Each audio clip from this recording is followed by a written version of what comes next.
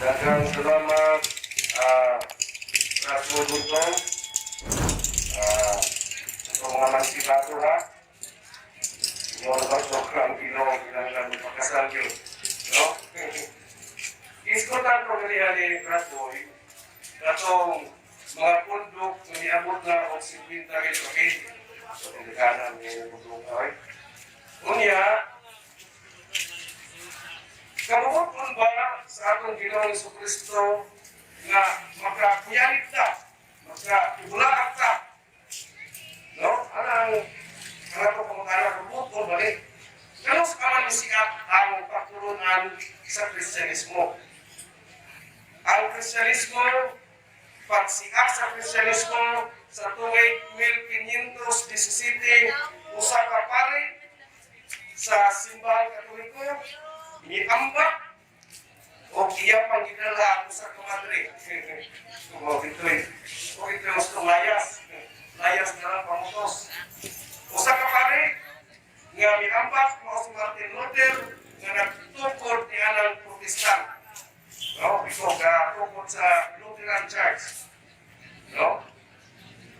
Unya, gikan ato kuna mga tuiga, kasiyak, hantod karon. Pero tinadagana ang nag-aatakan ng mga atake sa simbahan. Grabe na kayo. No? Unya, mingon pa sila na si Virgin Maria wala ilabot sa kawasan. Kaya, grabe. Kung may bandayan na to. Kaya may tabo kanina, dinig na kita tao. Nga naman, tungkol kay San Lucas, Kapitulo 1, versikulo 28, ang kanang tao, kinahanglan mo tawag ka na ito o bulahan. Dahil ikaw mo bulahan ni Virgin Maria. Pero mabulahan mo sa Virgin Maria, tungkol kay siya mahoy na imong inahan sa atong manluluwas. No? Ang naman mo to. Nga oras nga dili ka makatawag ni Virgin Maria o bulahan ka sa mga babae nga tanan, bulahan mo sa ang anak nimo. No? Mga naibantaya na to ha? Nga di na kita tao. Kung saan ka na. No? Kunya, niya sa Isaias 2, versikulo Kapitulo 2, versikulo 22. Nag-ingon ako mabasa diha sa Biblia. Ayaw saliki at tao, kay mubok na siya kinabuhi. Unsa may pili kaniya. Na, dili ko saliga na tao, kay mubok na kinabuhi. Malay ako ang si Batulan. Nasa buha, Kapitulo 5, versikulo 29, nag-ingon, ako mabasa nga ang mga apostolis, uban ng Pedro, ang mga apostolis, ningon nga kinahanglan sundo ng ang Diyos o dili ang mga tao. Wala nga, unsa ko na, sundo ko nila ang Diyos, dili ang mga tao. Kunya, nasa buhat, Kapitulo 5, versikulo 23, ako nga kung mabasa, nga kung iyak ini sa Diyos, dili kita mo daw anak kanila. No? Tara. Apan kung iyak ini sa Diyos, dili kita mo daw kanila. Mahita mo Panginoon nga ka mo nag-away sa Diyos. Napusis na. No? Kaya nag-away mo ka sa Diyos. Ang atong bidirect nga, ang Diyos naman. Nag-usa may tabo. Ang Diyos, tulaway tag na, nga ang Diyos magtukod sa mga simbahan na nasa Daniel 2, versikulo 44, nga niana o ng mga haria, ang Diyos magtukod o simbahan, tingharian, o sa magpasakot na diya. No? O lang nasa San Mateo 16, 18, may ingon diya sa Wala ko sa mga katong mabasa, nga sultihan ko ikaw sa Pedro, kung ibabaw niling bato, puro na ko ang akong simbahan. Usa, tulubagon ba na sa tao nga kinahanglan masakop ta niya ang simbahan, niya ang iglesia, nga gituo sa Diyos, tinutol, ano nun? No? Wala na nilingkas ka sa kapunon, ako nihatag ka ninyo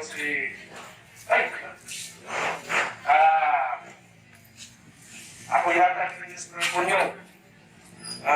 Repunyo. Ang kani Repunyo.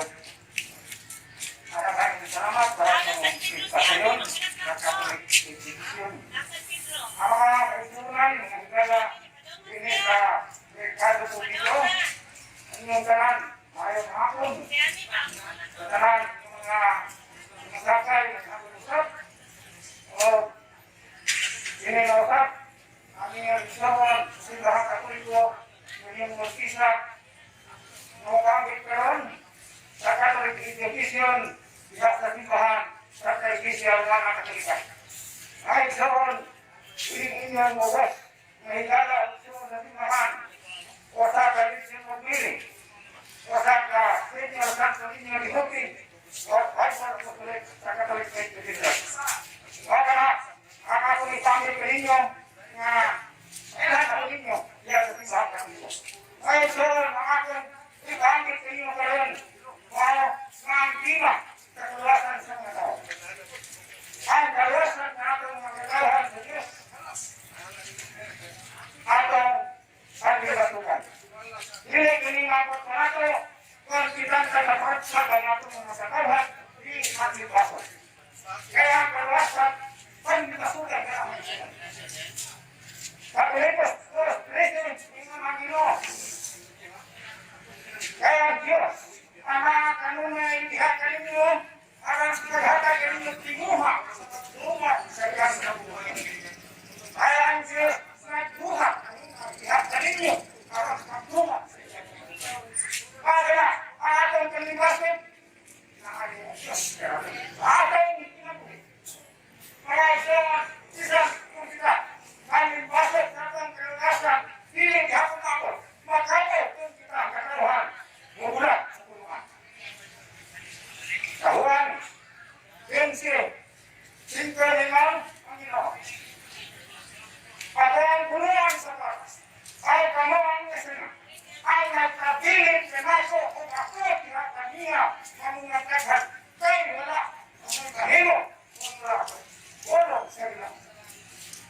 Kaya saan sa atong pagkalimbasok na mahiusa sumuhan, hindi pa. Noon ang pagkatulangon, nga magkatag na po ang kaluwasan, sa atong mga kakahan sa Diyos. At ayon, nga kaluwasan, naglaong sa kaluwasan. Diha, sa pinataya, stress, pagling, disinubibindi, ingon, nasa pang Ginoo. Gibablong mo ang tanan, na akong higupan. Usa, para manilog-anon, o pinusuli ang inyong mga sila. Nagtinto ka sa paghan sa lalay o nagtutso kung na'y magdumot sa atong tingog at maawin sa puntahan gusto na kikang prinay magduhan niya o siya mukhaon sa kanyang mga son mo ang kalwasan nga atong di panibasukan sa nag-atyaw sa nag-gulang tuwing sa atong nabuhay.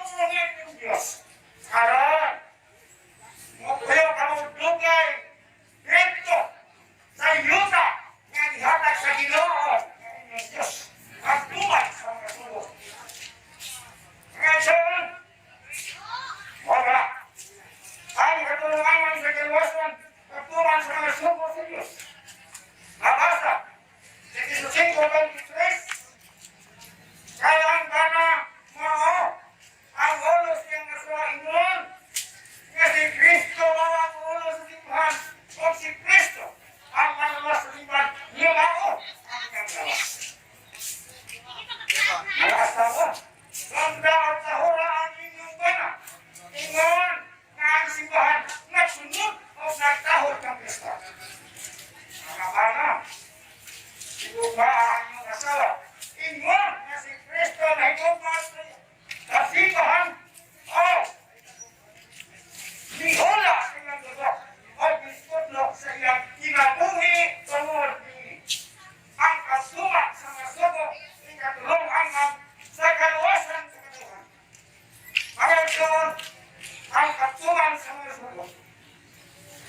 Ang ikalpat nga hangang sa kaluwasan kan nato mga katawhan sa Diyos. Nato mga katawhan kung sa mga atong magang sa kinabuhi. Oo. Ang pagkinabuhi sa grasya sa Diyos. Asa man nato nakuha ang pagkinabuhi sa grasya sa Diyos. Diha sa sakaminto sa simbahan. Nga igawad ka na ako. Ito, sa sakaminto. Ito kayawi nga nililin ni San Pedro. Sinha sa mga apostoles ni San Pedro o si San Pedro nililin ini sa simbahan. Kinaami sa itong kabispuhan o kapalihan. Pagkinabuhi sa grasya sa Diyos. At habang tumulong-tulong kasing-kasing upang ng Espiritu. O kuhawan ko ang daan yung kasing-kasing ng kahit sama sa katulong. O ibisan ko ng kasing-kasing nga masinugtangon ang pagkinabuhi sa grasya sa Diyos. Mga isun, diha sa sakramento sa simbahan sa Iglesia Romana Katolika ang una, ang kapunya. Bunyagan ang kadauhan, ang kagataan, aron ang sakot sa pamilya sa Diyos, mapasaylo ang mga kasalanan. Ikaduha, ang sakramento sa grasya sa Diyos, ang pagkumpirma. Ano mga anak? 12 anyos. Bunyak kumpirma. Bunyak ng Espiritu Santo na magahimon sa atong kahon. Kaya ang pagkinabuhi sa grasya sa Diyos, ang pagsimba at panguntisal. Ikuntisal ang atong kasalanan dentro sa lagat sa Diyos ng mga kahayang. Kaya atong mga sala, ang atong sala ang pangunundon kung kita di umuntisal ng pabiling ka na. Sa kahawanin mong kuntisal, huwag ka na sa grasya sa Diyos nga sa pamindong ikukat ang pagpangalawat. Misteryo kini pagpangalawat mo isun, kaya nilingin matungkat nato. Misteryo kini sa atong pagto, misteryo sa simbahan. Nga himong lawas kung tunog ni Kristo nga nilalawas, naaga ang kalawasan. Mga isun, makamada sa kapag ngamang ng kalawasan, ngamang pag-inuwi sa grasya sa Diyos, sa ikalimang, mga sakramento sa simbahan, ang pagkasal. Sino man mahimo nga kita nakawang mga katawhan o ikaw magigyo na magigulin mo naman.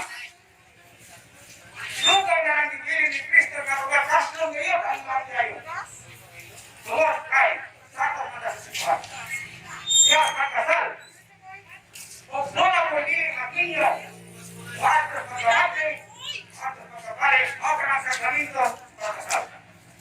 Ang ikalimang, sakramento sa simbahan, ang pagsanya o pagkakapin, eseptif na mga ninunyaga sa simbahan ng Kristo. Ay katulad nila sa pagsanya sa Ebanghelyo, unang sa Diyos. Ikalimang hangang sa pinabuhi sa grasya sa Diyos. O ang ikapito hangang sa sakramento, o ang pagsandalanan. Mga ison po ang inyong mga anak, ison, amahan, kapuhan, nagkasakit. At doon na ito ang kabalikan. Atong kalihugan sa napuloy-uwin, sa talana, na makatapas sa ilang kasalang maayo ang ilang kasakit. O kung mamatay na rin sila, siling na sila mo anak sa purgatorio, diretso na ng langit. Mga kanakang ang obat naman sa kalwa.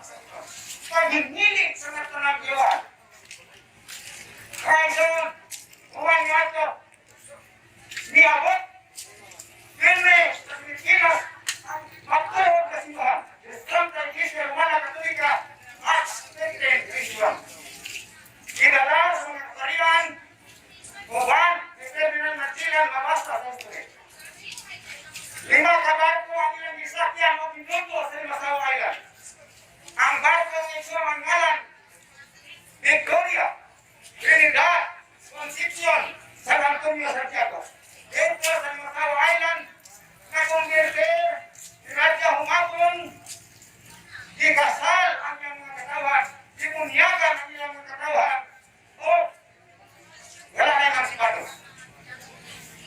Mga isaw mga ang katyunay sa matuod na simbahan, ika-limang angan sa kaluwasan, kaya itong mga katawan, o diha na ato magawat ang kaluwasan sa dayong nga luwas na blaong mga luwas.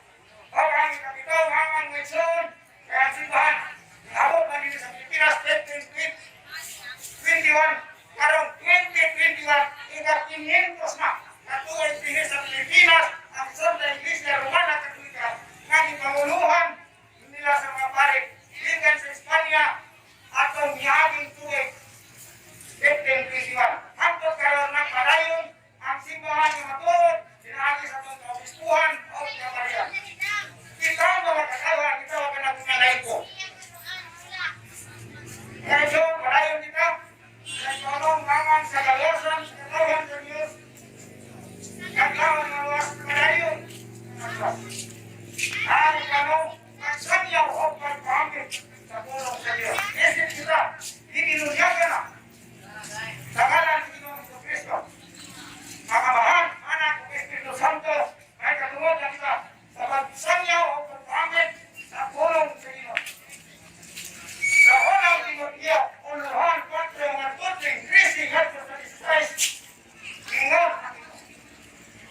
Pagbugi, pagbasa sa silatan, patuwangan sa pinaghanan, ingon na ang pagwali o ang pagpapalito.